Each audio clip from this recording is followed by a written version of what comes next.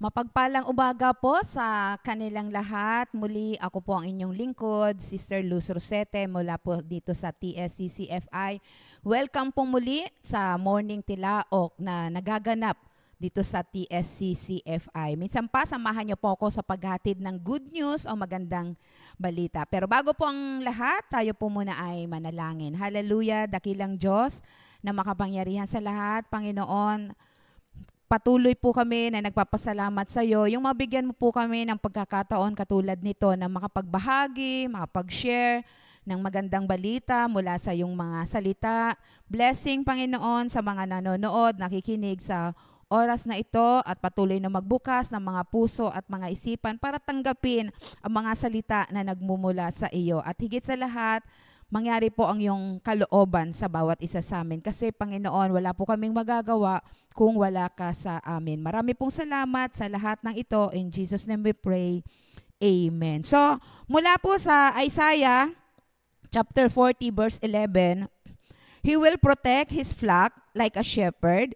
He will gather the lambs in His arm. He will carry them in His bosom. He will gently and carefully lead those nursing their young. Ang prayer focus po natin mula sa verse is pray that every minister reflects the heart and character of the great shepherd who protects, guides, and cares for his people with the tenderness of a shepherd, especially those who are weary or vulnerable, trusting in His gentle and loving leadership. At yung prayer points po natin for today is prayer for the country and elect officials. Pray that our leaders are guided and strengthened to lead our nation with wisdom, compassion, and integrity, and that peace and unity may fill our hearts. So, itagalog po natin yung verse na binasa natin. Aalagaan niya ang kanyang mga mamamayan, gaya ng pastol na nag-aalaga ng kanyang mga tupa. Kinakarga niya ang maliliit na tupa at maingat niyang pinapatnubayan ang mga inahing tupa. So, for this week po, ang team po kasi natin is Minister's Life Behind the Pulpit. Last week po is about honoring po sa ating pastor. So, ano po ba ito yung buhay? Behind the scene. Kung ang artista po, bago yung mga seryoso ng scene, meron pa po silang mga tinatawag ng mga behind the scene. Ano po ba yung mga nangyayari behind the scene? So, behind every sermon is a servant who walks with God, battles unseen challenges, and deeply cares for the flock. Kasi ang nakikita po natin, ito po yung pulpit, yung 1 hour na pagpipreach nila. Ano po ba yung mga nangyayari behind the scene? Behind the pulpit stands someone God has called, not merely someone the church has hired or appointed. Behind every message are prayer, study, accountability, and often a heavy heart for the souls of God's people. This ministry exists to help believers grow in Christ-likeness and remain faithful in their walk with God. So nakikita po natin sila dito, ang ating pong pastor, nagpipreach, kung ilang oras nila yun sasabihin, pero malaman natin ano ba yung mga behind the scene na nangyayari sa ating pastor para mabuo niya yung isang mensahe, yung message, yung sermon, at ano pa ba yung ibang ginagawa niya para sa kanyang tupa o sa kanyang mga flocks o sa kanyang congregation. So ano ba yung magagawa ng verse sa atin? So title po nito is The Protector. So ano po ba yung magagawa ng verse sa bawat isa sa atin? Una po is tender care for the congregation. Sabi po doon, He will protect His flock like a shepherd. Ministers, pastors, sila po yung man of God, sila po yung tupa. Physically na nakikita natin ngayon, shepherd po sila. Learn to take care of their people with kindness and love, especially in the quiet moments behind the scenes. The pastor's role gently guide and care for each person, especially when they are struggling. Iba po yung protect, 'di ba? Sabi, yung manok sa kanyang sisiw, yung pakpak, talagang tinatakpan, talagang pinoprotektahan. Hindi lamang dahil sa mga pwedeng danger na mangyayari sa kanila. 'Di ba kahit nga sa ulan, ganun na lamang yung protekta. Ganun po yung ginagawa ng ating pastor behind the scene, lalo para sa pagbibigay ng mensahe sa bawat isa sa atin. Hindi lang mensahe, kundi yung makikita pa behind the scene. Pangalawa naman is personal attention by carrying the vulnerable close. Yung sinabi doon, He will gather the lambs in His arms. Yung ginagather, kaya nga po personal attention. Di ba yung nanay nga, mayroong sinatawag na personal touch. Yung talagang siya mula sa kanyang mga kamay, kakargahin niya yung kanyang baby. So ganun po yung ginagawa ng ating pastor. Di man physically na talagang bubuhatin ka, pero sabi nga, kumbaga, alam mo yung yung footprints in the sand, kung paanong may dalawang pares ng footprints, pero makikita na lang natin pagdating ng storms o struggling sa buhay nung isa, bakit isang pares na lang? Kasi buhat-buhat na pala siya ng ating Panginoong Diyos. So ganun din po yung ginagawa ng ating pastor. Ministers or pastors often help people who are hurting or going through tough times. They hold their worries and pain close just like a shepherd carries baby lambs. This can be hard for the minister but it shows how much they care. May nakita po akong poster, lumalabas po siya sa pag-scroll ko sa Facebook. Yung poster doon na yung pastor, may akap siyang bata, tapos sa likod niya, yung napakaraming mga patalim, mga kutsilyo. Ibig sabihin, sa pagiging protection, pagbibigay niya ng protection sa bawat isa sa atin, no, maalagaan niya lang yung kanyang mga anak, yung kanyang mga tupa. Minsan siya yung nasasaktan para sa atin. Pangatlo naman is finding strength and endurance. He will carry them in His bosom. Pastors, ministers need God's help to stay strong while caring for others. Being a shepherd to people is hard work and sometimes ministers feel tired or alone in their job. So, siyempre, kung sa pagdating sa shepherd, sa pastol, yung pagbubuhat niya, nangangailangan din yun ng strength. So, ganun din po yung ginagawa ng ating pastor behind the scene. Yung bawat message, bawat sermon, bawat pag-a-advise nila sa atin, saan po siya kumukuha ng lakas? Sabi nga po nila kapag nagbibigay ka ng advice o may mga nakakausap ka na grabeng problema niya, minsan na-absorb nung nakakausap niya yung pag ikaw ang nasasabihan ng mga problema, ng mga struggles niya sa buhay, minsan ma-absorb mo kung mahina ka. Pero ang ating Panginoong Diyos, para magawa niya ng may lakas, na may endurance, yung pangangalaga niya sa kanyang mga tupa, sa kanyang congregation, sa kanyang flocks, kumukuha siya ng strength mula sa ating Panginoong Diyos. Kaya po, nandyan yung prayers, andyan po yung pagbabasa ng Bible, kasi ang salita ng Diyos, ito pa rin yung magbibigay ng lakas sa kanya para magampanan niya pa rin yung kanyang tungkulin sa isang church. 'Di ba kung paano ang anak kumukuha ng lakas sa magulang, ganun din ang ating pastor sa ating Panginoong Diyos.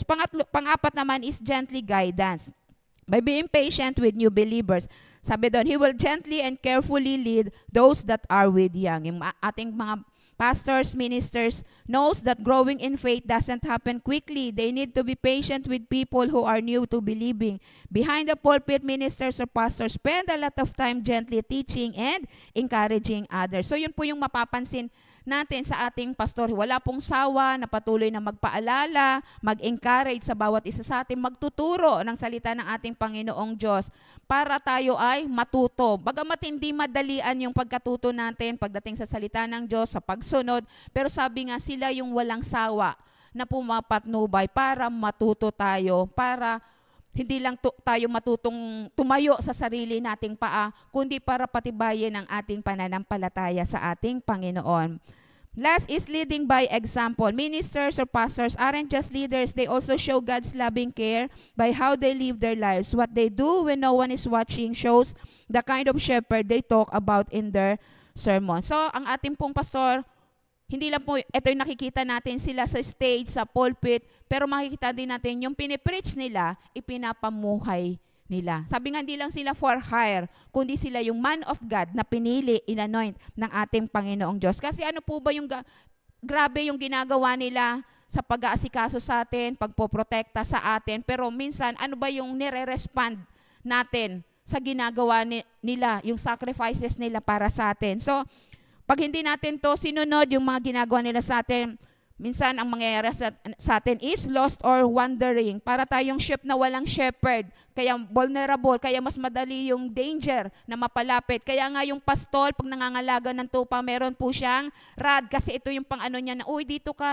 mapapahamak ka dyan. So, ganun po yung ating pastor. Pangalawa naman is lack of protection. Siyempre, kaya nga ang ating pastol, ang ating pong pastor, siya po yung nagpo-protect sa atin. Kasi yung kaluluwa natin, kailangan ay maging maayos yun sa harapan ng ating Panginoong Diyos. Pangatlo naman is emotional and scriptural harm. So kung walang guidance ng ating pastor, ano na lamang po yung mangyayari sa atin? Higit sa lahat, hindi tayo magmamature pagdating sa salita ng ating Panginoong Diyos. So ano pong gagawin natin? Listen and obey, follow gently, embrace yung protection na ginagawa ng ating pastor. Siyempre kung paano niya tayo inaalagaan, matuto din tayong mag-alaga sa iba. At higit sa lahat, grow in patience and faith. Kasi lahat ng ito na ginagawa niya sa bawat isa sa atin ay isa kabubuti rin ng bawat isa sa atin. So stay close, stay connected tayo sa ating church, sa ating pastor, be part ng church.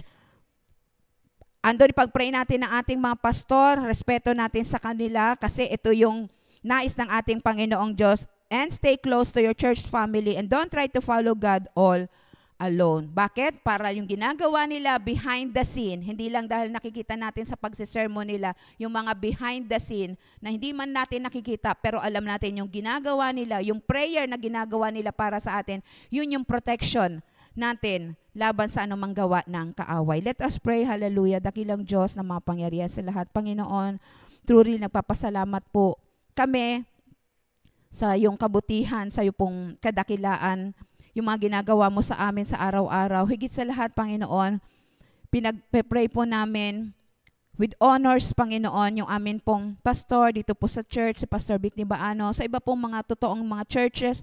Lord, dinadalangin po namin sila sa iyo, yung mga responsibility nila, yung life nila behind the scene, bagamat di namin nakikita. Pero alam po namin yung ginagampanan nila na may kahusayan para maging approve po sila sa iyo. Hindi lamang para sa kanilang sarili, hindi lamang para sa family niya, kundi sa mga flocks na ipinagkatiwala mo, Panginoong Diyos.